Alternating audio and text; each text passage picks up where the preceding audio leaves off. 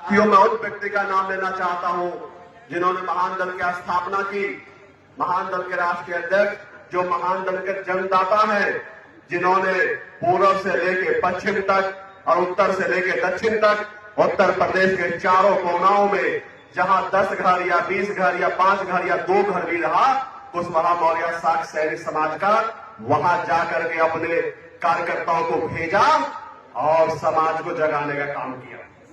साथियों, आप सभी बुद्धिजीवी लोग आज इस प्रांगण में उपस्थित हैं।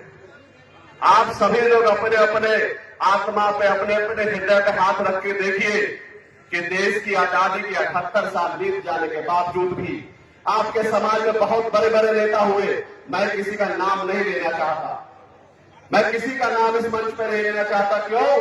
क्योंकि उन सब लोगों ने इन 78 साल की राजनीति में कुशवाहा मौर्य शाक्त सैनिक समाज को सिर्फ और सिर्फ धोखा देने का काम और ठगने का काम और गुमराह बन करने का काम किया, बाकी और कुछ नहीं किया।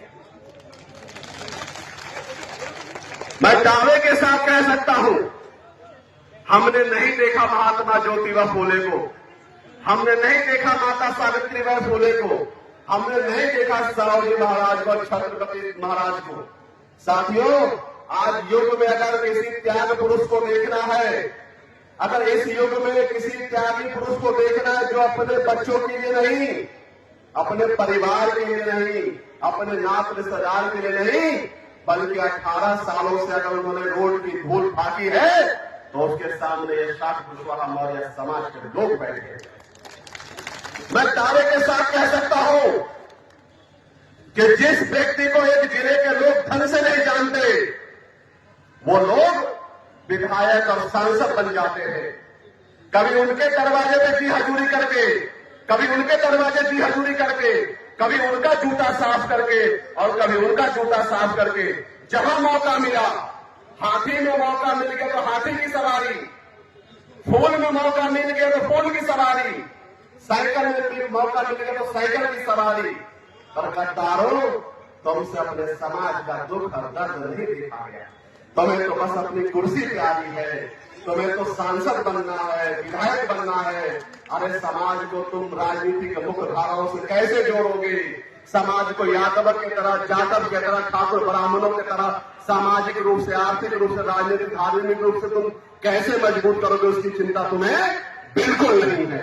और अगर होता तो मैं इन पंचों से पूछना चाहता हूं, यहां से लेकर के जहां तक मेरी आवाज जा रही है, शाक्त कुशवाहा मौर्य समाज के लोग, मुझे बता दो कि इन 78 सालों में जितना विकास ठाकुर का हो गया, पंडित का हो गया, यादव का हो गया, उतना विकास आपका हुआ है? नहीं। तो उन बेईमानों से सावधान हो जाओ। साथियों, हम समय रहते महात्मा ज्योतिबा फुले, माता सावित्रीबाई फुले को नहीं पहचान पाए, पर हमारे पास एक मौका है कि हम केशव देव मौर्य को पुनः महात्मा ज्योतिबा फुले के रूप में देख ले और सुमन शाक्य को माता सावित्रीबाई के रूप में देख ले। समाज का उद्धार होना है, होना है, होना है। क्यों? क्योंकि मैं प्रत्यक्ष कर रहा हूं 18 सालों से महान दल के मुखिया केशव देव मौर्य जी का। अगर ये चाहे होते तो उत्तर प्रदेश की सबसे मजबूत कैबिनेट मंत्रालय इनके पास होता। अगर वो किसी की गुलामी नहीं किए तो इनकी मजबूरी आप है, बाकी और कोई मजबूरी नहीं है। और कोई मैं का नाम कहे तो महान दल बंद करने करवाइए आप, 24 घंटा नहीं रहेगा, कैबिनेट मंत्री उत्तर प्रदेश होंगे महान दल के राष्ट्रीय अध्यक्ष। लोग बातें बहुत बड़ी करते हैं, बहुत बड़ी बड़ी बातें करते हैं। क्या रे केशव देव मौर्य ने 18 सालों में किया क्या?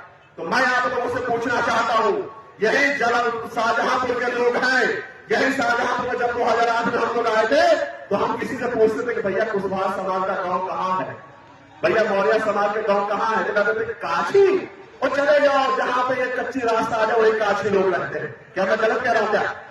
आज अगर काशी से कुशवाहा हुए हैं, बुढ़ाओं से मौर्य हुए हैं और सम्राट अशोक और महात्मा ज्योतिबा फुले भगवान बुद्ध को जानते हैं, तो वो देश महान दल के राष्ट्रीय अध्यक्ष माननीय केशव देव मौर्य का है। बहुत लंबे लंबे दिन भागे। अरे तुम लोगों को सब जरा भी शर्म होता, कुर्ता पैजामा पहन करके समाज की राजनीति करने निकले थे। तुम्हारे अंदर जरा से गैरियत होती, तुम्हारे अंदर जरा से इंसानियत होती, तो तुम भी मानवर कांसी राम साहब की तरह, तुम भी आदरणीय मुलायम सिंह यादव जी की तरह, तुम भी आरएसएस की तरह, सोनिया गांधी जी की तरह अपना पार्टी, अपना झंडा, अपना नारा, अपना मुखिया समाज को बताते, बेशक तुम्हें नमक रोटी खानी पड़ती, पर तुमने नमक रोटी नहीं खाया। तुमने कहा समाज चाहे जिए चाहे भार में जाए, हमारी कुर्सी विधायक और सांसद हमें मिलना चाहिए, चाहे तुम जियो या चाहे मरो।